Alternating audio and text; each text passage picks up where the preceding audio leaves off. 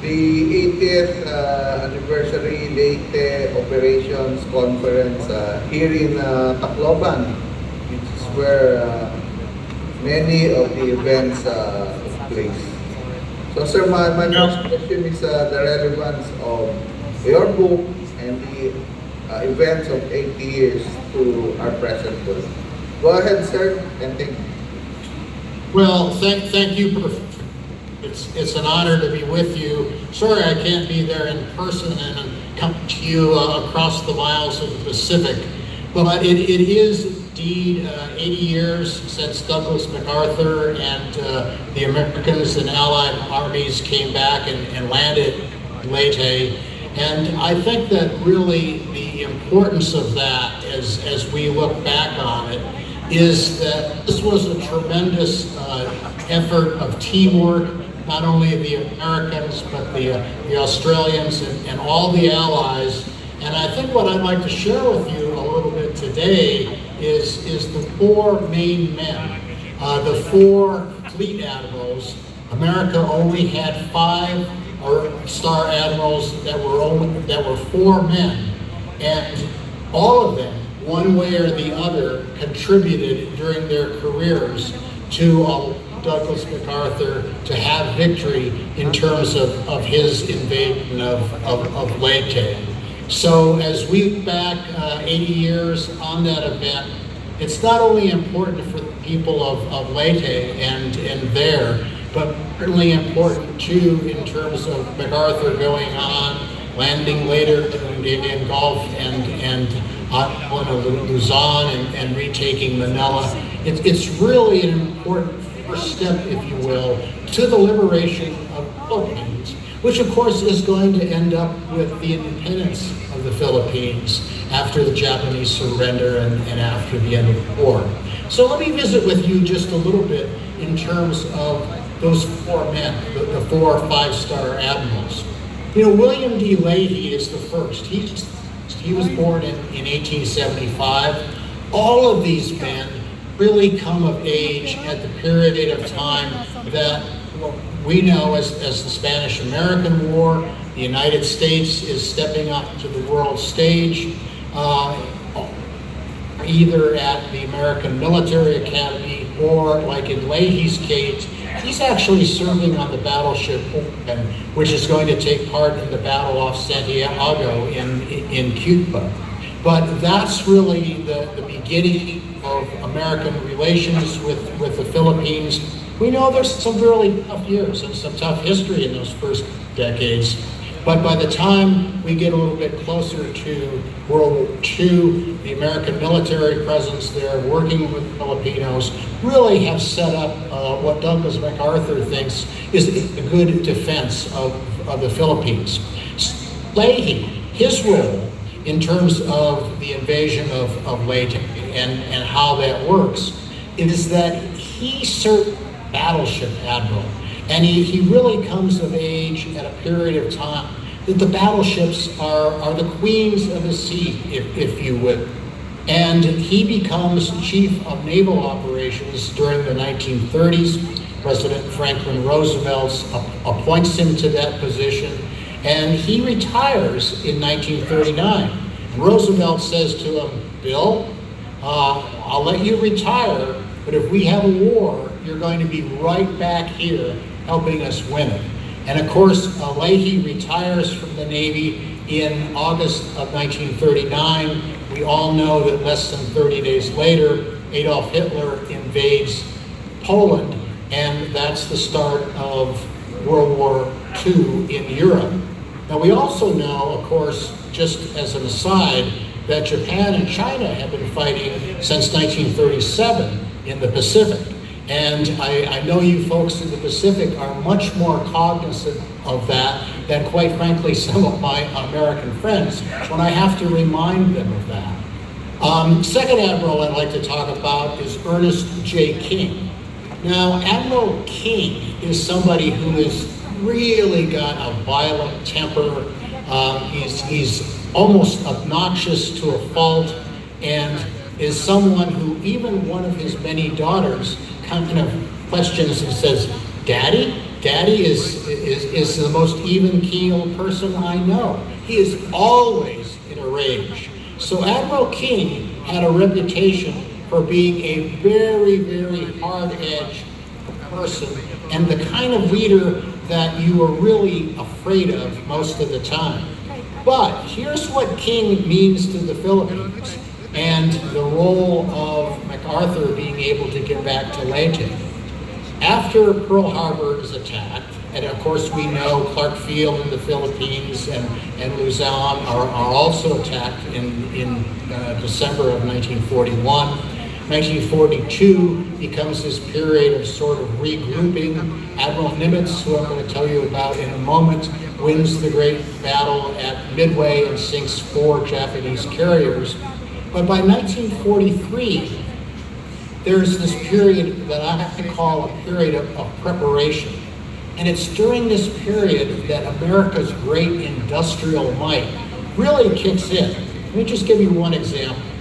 Douglas MacArthur, after he's evacuated from the Philippines, he's in Australia, he slowly but surely begins his advance back through New Guinea and that area. In 1944, when he invades the Admiralties, he has about 3,000 men and literally a dozen or so ships. America's industrial might kicks in 1944. So by the time he goes to invade at Leyte, 80 years ago, he has 200,000 ground troops, 600 ships, and there's another 100 combat ships under the command of Admiral Bill Wilson. It's almost phenomenal what America's industrial strength is able to do during a relatively short time. One of the reasons that Douglas MacArthur is able to invade at Leyte and retake the Philippines is that the American Navy, because of the industrial of the United States, has launched in 1944 alone 6 American carriers, large aircraft carriers, not the smaller escort carriers, or sometimes people call them the Jeep carriers, not those kind of small little escorts, but the big, major, full battle formed American carriers. And they are the ones that are going to be off Leyte during the course of these operations. Here's the importance of Admiral King in a nutshell. Admiral King says, even though the American policy, mostly because of Great Britain and Winston Churchill, is Germany first. We're gonna solve the problem with Germany, we're gonna attack Germany, and we're gonna defeat Germany, and the Pacific's gonna be kind of a sideshow. Admiral King says, no, we have to fight, and we can fight a 2-ocean war. We're going to hold the lines from the west coast and Hawaii of the United States to Australia. We're going to go ahead and put men and material into that theater. We're going to hold the line at Guadalcanal, and we're going to advance back across the Pacific. Now, that kind of brings us to the third admiral, Chester Nimitz. Chester Nimitz also goes to the Naval Academy. He is someone who is very interested in submarines. Admiral King, by the way, despite the fact that he started out on destroyers and cruisers, is very interested as well in submarines and aircraft. Admiral King gets his pilot's license. Admiral Halsey is also going to get his pilot's license because in those years, you weren't allowed to command an aircraft carrier unless you had a pilot license. So these two new forces, as Japan has demonstrated by attacking Pearl Harbor, submarines and aircraft carriers are going to become increasingly important. Chester Nimitz. Chester Nimitz is going to command all the forces, naval forces in the Pacific. His line of advance is going to be westward from Hawaii through Midway, which the Americans have held on to, into Saipan and the Marianas. At the same time, there's this dual advance that Douglas MacArthur always is going to champion politically, And he's also going to be able to undertake militarily from Australia through New Guinea, the Battle of Buna and the Kokoda Trail, which again I would suggest to you is company and battalion level. In other words, hundreds, maybe 1,000 men on either side. Much, much different than the kind of pitched battles and the big armies that are going to occur once MacArthur goes into Leyte. Brings us to our fourth act, the final one, Bill Hall. Here's why Bill Halsey is so important to Leyte. Bill Halsey is also, as I mentioned, a pilot. He's in command of aircraft carriers. And by the fall of 1944, he's in command of the Third Fleet. The Third Fleet has been operating to the east of Leyte and Samar, and basically attacking not only Mindanao, but Luzon and other islands. And think of Clark Field. We know that MacArthur had 16 B-17s there. Halsey's fleet by 1944 is launching 1,200 planes in a day for raids against Japanese forces in the Philippines. So what happens is that Halsey's pilots come back and say, you know, we're not getting much resistance. I don't think there's much Japanese strength here. We're suggesting that maybe you expedite the invasion of Leyte. The Joint Chiefs, which includes Leahy and King, have already decided in September of 1944 that they're going to invade at Leyte in December 20th of 1944. Halsey says, okay, I'm going to stick my neck out. That's exactly the wording of his communique. I'm sticking my neck out, and I'm reporting back to Admirals King and Leahy to tell them that, look, we really don't have much evidence of strong Japanese resistance. I recommend that you expedite the invasion of Leyte. The Joint Chiefs, who are meeting with their British counterparts at that point in the Canadian city of Quebec, say, okay, if MacArthur says we can do this and he agrees, we're going to expedite.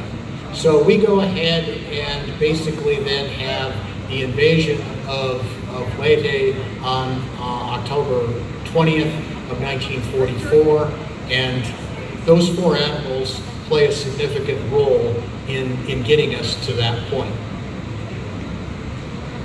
Thank you. That's very illuminating.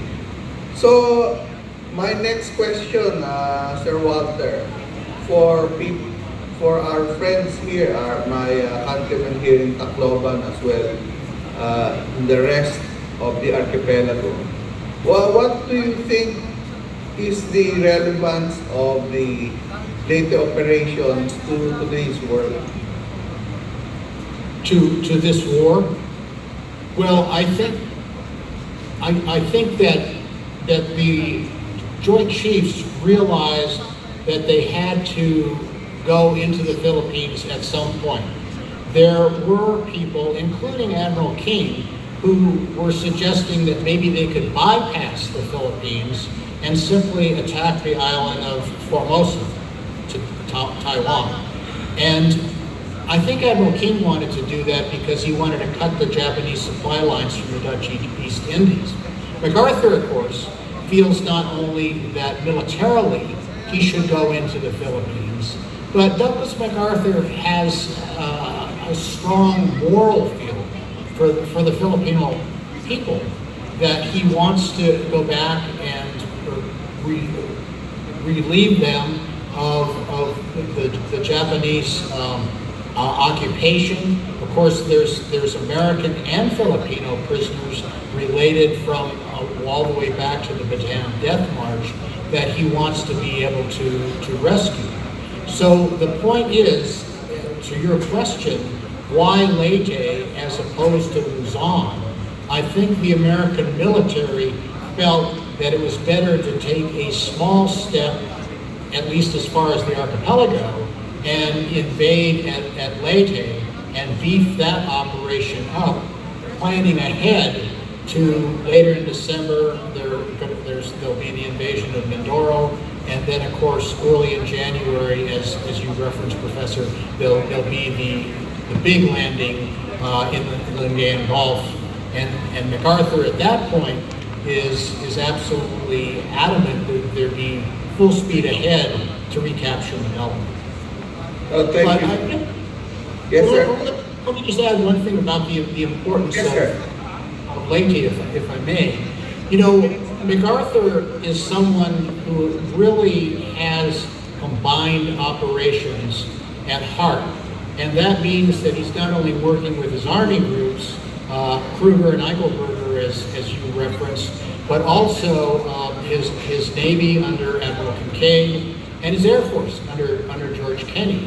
One of the things that happens after they invade at Leyte is that it's one of the few places that MacArthur is unable to immediately establish aerial superiority because of the weather. There's sort of a rain curtain there that eastern Leyte, where he is getting a lot of rain at that point. His engineers can't go in with all of the mud and conditions and build airfields. So while this is happening, the Japanese really, far from being the empty shell that Halsey has reported, really are going ahead and launching quite a concerted reinforcement, if you will, of their positions in Leyte. And you know, General Yamashita on the Japanese side, I think always thought that he was going to have to fight a major battle, perhaps one of the most important of the war, sort of for Japan's survival. But he actually thought it was going to be over Luzon, and he ends up fighting it quite a bit by putting a lot of reinforcements into Leyte, and it takes MacArthur at least a couple of months to begin to subdue the island resistance, and of course there's going to be cleanup operations after that. Strongly together in terms of allies and concern about what's happening in the South China Sea. So I would just suggest to you that the story of Leyte and the role of the heroic Filipino guerrillas that you're discussing in depth in this conference really highlight the importance of taking a stand and drawing a line, if you will, and having the resilience to go ahead and put freedom first.